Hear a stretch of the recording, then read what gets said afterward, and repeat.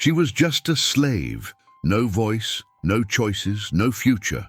But in the darkest moment of her life, alone in the desert, something happened that would change everything. Hagar in the Bible lived an experience that few know about and that no other woman in Scripture had ever experienced before. What did God reveal to her in that arid desert? Why was her story nearly forgotten? And what does this have to do with you today? Get ready. Because the story of Hagar, the slave girl who saw God in the desert, will show that even in the most arid places of our existence, God is watching, God is speaking, and God has a plan. Stay until the end, because there is a powerful revelation waiting for you. How many names come to mind when you think of the women of the Bible? Sarah, Ruth, Esther, Mary. The list is familiar. But what about Hagar?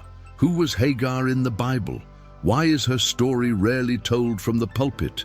Hagar is one of those forgotten characters in the Bible, a woman whose journey carries pain, rejection, and abandonment, but also faith, divine encounter, and eternal promises. She was not a queen, she was not a prophetess, she was a slave, and precisely for this reason, her experience becomes all the more surprising. Because it was at the lowest point on the social ladder that God chose to reveal himself in a unique way. Hagar experienced something no other woman had experienced up to that point in biblical history. She didn't just hear about God, she saw him. She encountered him, face to face in the most arid desert. Your story isn't just about survival. It's about being seen when everyone ignores you. It's about receiving promises when the world offers you only contempt.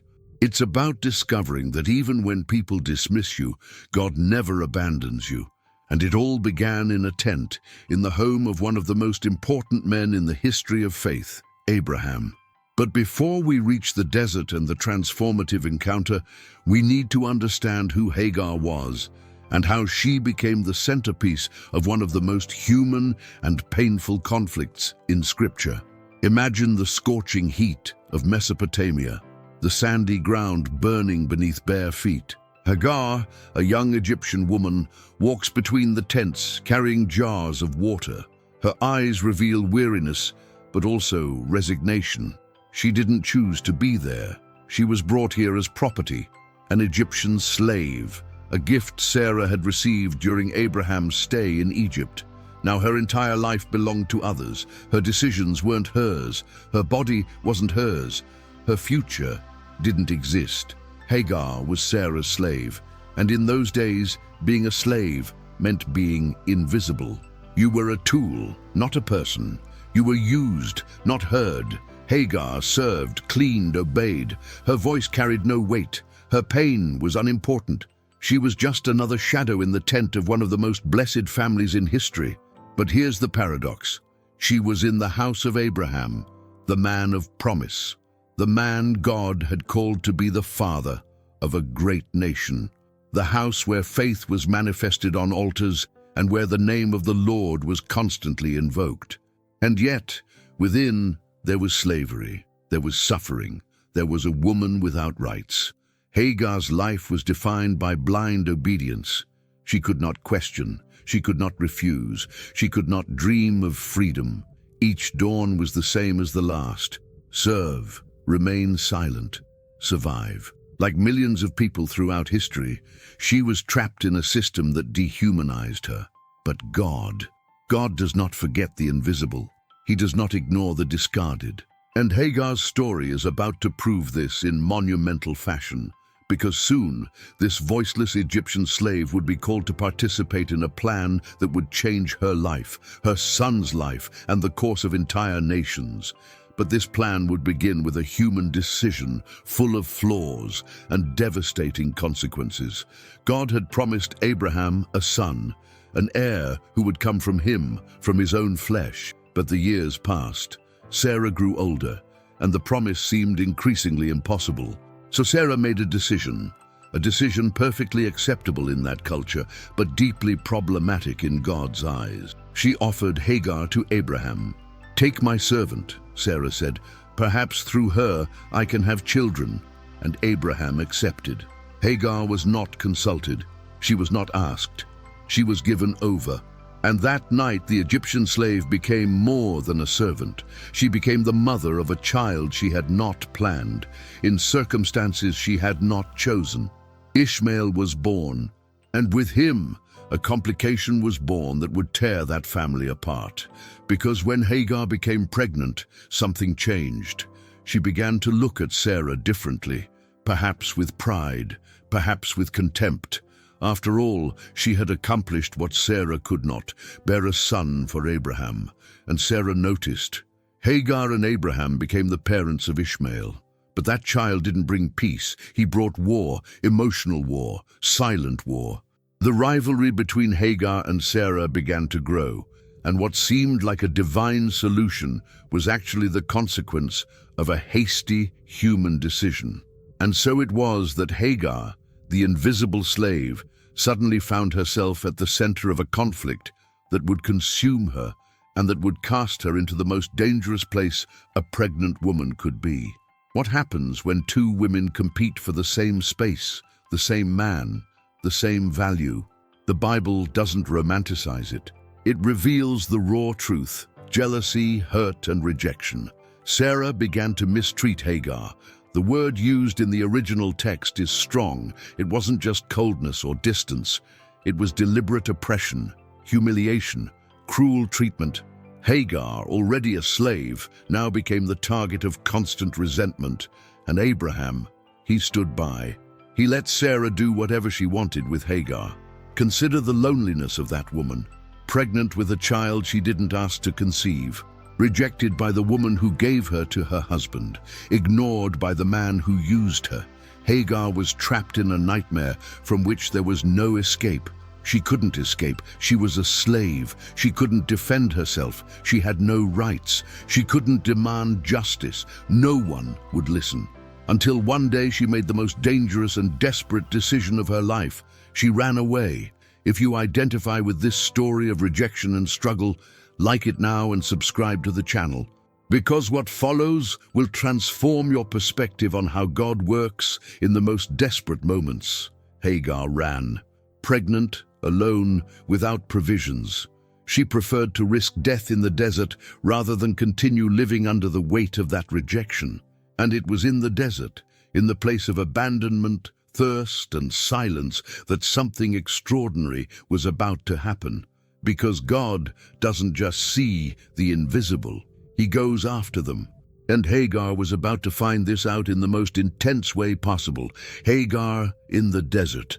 This image is more than geographical, it's spiritual.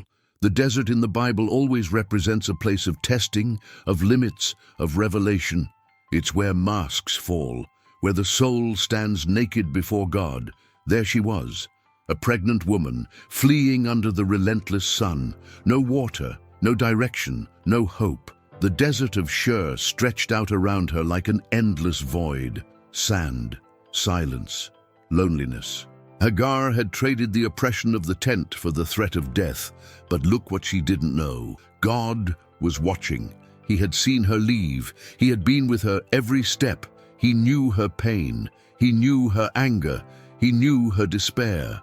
And He was about to manifest Himself, because the desert is God's favorite place for transformative encounters. It was in the desert that Moses saw the burning bush. It was in the desert that Elijah heard the still, small voice. It was in the desert that Jesus overcame temptation. And it was in the desert that Hagar, the rejected Egyptian slave, would have an encounter no other woman had ever experienced. She thought she was alone, but she was about to discover that even in the most arid places in life, God is present. And when He appears, everything changes. What happened next was not just a moment of comfort. It was a divine revelation that would mark biblical history forever. Hagar was sitting by a spring of water, exhausted, lost. Then He appeared, the angel of the Lord, and He didn't ignore her. He didn't judge her. He called her by name. Hagar, Sarah's servant, where have you come from? Where are you going? Stop and think about this. God, through His messenger, sought out a runaway slave in the middle of the desert. He knew who she was. He knew where she came from. He knew where she was going. And yet, he asked because he wanted her to speak, to express her pain, to be heard. Hagar answered honestly, "I am running away from my mistress Sarah." She didn't lie. She didn't dissemble, and the angel didn't condemn her. He instructed her to return and submit to Sarah, but he didn't leave her without hope. He did something extraordinary. He gave her a promise. "I will multiply your descendants so that no one will be able to count them," said the angel. Hagar, the slave girl with no future, was promised that her son would father multitudes. Ishmael would become the father of a great nation. The child in her womb was not a mistake. It was part of the divine plan. And then came the most incredible moment. Hagar looked at the angel of the Lord and had a profound revelation. She said, "You are the God who sees me." She called God El Roi, the God who sees, because she had understood something powerful. God saw her when no one else did. God heard her when no one else did. God came after her when everyone else had abandoned her. Hagar saw God. She was the first woman in the Bible to receive an angelic visit, the first to have a direct encounter with the divine presence. And this happened not in a palace, not in a temple, but in the desert, in abandonment, in pain. God appears to Hagar not because she was perfect, but because she was seen, and that changes everything. The promise God made to Hagar was not vague. It was not symbolic. It was concrete. Her son Ishmael would become the leader of a great nation. He would be a wild man, strong, independent. He would inhabit the desert, and his generations would be countless. Hagar wasn't just being comforted. She was being commissioned. She was Ishmael's mother, and now she knew her son had a divine destiny. The child growing in her womb wasn't the result of a human error that God would overlook. On the contrary, God had specific plans for him. This is profound, because it shows that God doesn't waste broken stories. He doesn't abandon children born of imperfect human decisions. Ishmael wasn't the son of promise. That would come later through Sarah. But Ishmael was also loved. He was also seen. He also received blessings. And Hagar, the rejected mother, now carried within her not just a child, but a promise from God. She returned to Abraham's house, no longer as an invisible slave, but as a woman who had encountered the God who sees. She returned transformed. Ishmael's story was fulfilled. He became the father of the Arab peoples, a vast and powerful nation. And it all began with a woman God found in the desert, a woman the world had discarded, but whom the Creator of the universe chose to see. But Hagar's journey wasn't over yet. Years later, she would be cast out again, this time with her son now grown. And once again, in the wilderness, God would prove that he never abandons those he sees. Years passed. Sarah finally conceived Isaac, the son of promise. And with Isaac's birth, the ancient conflict resurfaced. Sarah saw Ishmael mocking her and demanded that Abraham expel Hagar and the boy. "Send away this slave woman and her son," she said. And this time, Abraham obeyed. Hagar was sent away with only bread and water. She and Ishmael wandered through the wilderness of Beersheba until their water ran out. The boy was dying. Hagar placed him under a bush and walked away, unable to bear to see him die. She wept, but God heard the boy's cry. The angel of God called to Hagar from heaven, "What ails you, Hagar? Do not be afraid. God has heard the boy's cry. Arise, take him by the hand, for I will make him a great nation." Then God opened Hagar's eyes, and she saw a well of water. She filled the skin and gave her son a drink. They survived. Hagar's life is marked by deserts and divine encounters. She is the woman God encountered not once, but twice, in the most desperate moments of her existence. She went from being an invisible slave to a witness to the God who sees. Her faith in the desert, her ability to trust even when all seemed lost, makes her a powerful example. Hagar and Ishmael settled in the desert of Paran. Ishmael grew up, became an archer, married an Egyptian woman, and fathered 12 sons, princes of 12 tribes, just as God had promised. The promise was fulfilled. The rejected slave became the mother of a nation, And their story, recorded in the Old Testament of the Bible, continues to echo through the centuries, a testament that God does not forget the forgotten. He does not ignore the invisible. He sees, and when he sees, he acts. Why does Hagar's story still matter? Because it speaks directly to the heart of anyone who has ever felt invisible, rejected, or abandoned. Hagar in the Bible is not just another name. It's a mirror in which millions of people throughout history see themselves reflected. How many times have you felt like her? Used by others, discarded when it was no longer convenient, forced into decisions you didn't want to make, fleeing into your own emotional desert, unsure if there was a way out. Hagar's pain is universal, and so is God's response to her. Hagar's example of faith teaches us something profound.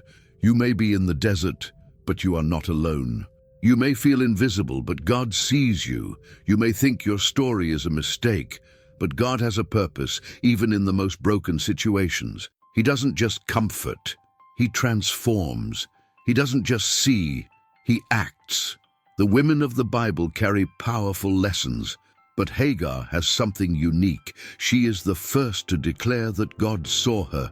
She named God based on her experience, El Roi, the God who sees. And this name resonates to this day for all who feel ignored by the world. Hagar's abandonment and hope go hand in hand in her narrative. She was abandoned, but never without hope.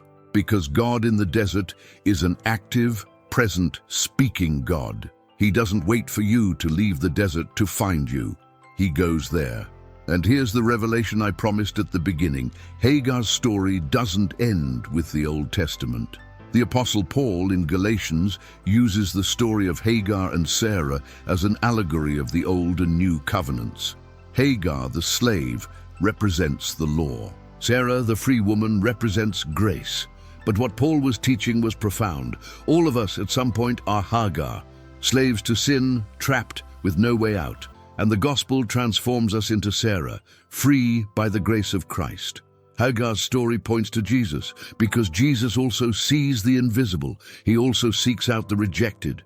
He also transforms deserts into springs of life. And just as God found Hagar twice in the desert, Jesus finds us again and again, no matter how many times we run away, no matter how lost we are. Are you in the desert today? Whatever form that desert takes, emotional, spiritual, relational, know this: God sees you. You are not invisible. Your pain is not ignored, and He is coming to meet you right where you are right now. The biblical story of Hagar teaches us a lesson impossible to ignore. We are never so lost that God cannot find us. We are never so rejected that He cannot see us. We are never so broken that He cannot restore us. Hagar was a slave. She was a foreigner. She was a woman in a culture that denied her a voice. And yet God sought her out. Twice. He gave her promises. He revealed Himself to her. He transformed her pain into purpose and her son into a nation. If you identify with Hagar, if you've been used, discarded, ignored, this story is for you. God hasn't changed. He's still El Roi, the God who sees. And He's seeing you right now. Perhaps you're going through your own desert. Maybe you feel like no one understands your struggle. But just as He opened Hagar's eyes to see the well of water, God can open your eyes to see the provision He's already prepared for you. Just as He transformed Ishmael's life into a fulfillment of a promise, He can transform your situation into a testimony of faithfulness. Hagar's message is clear. God acts in the deserts. He speaks in the silences. He sees when the world ignores Him, and He never, ever abandons those who cry out to Him. Now it's your turn. If this story touched your heart, leave a comment sharing how you identified with Hagar. Subscribe to the channel and activate the bell so you don't miss more powerful stories of forgotten Bible characters who transform lives to this day. Share this video with someone who needs to know that God sees them, because this message may be exactly what they need to hear today. You are not invisible. You are seen, loved, and have a purpose. And just as Hagar discovered in the desert, you too will discover, even in the most arid places, God is present. And when he reveals himself, everything changes. May the story of Hagar, the slave girl who saw God in the desert, awaken in you the certainty that, no matter where you are, God sees you. And that makes all the difference. Until the next video, may God bless your journey.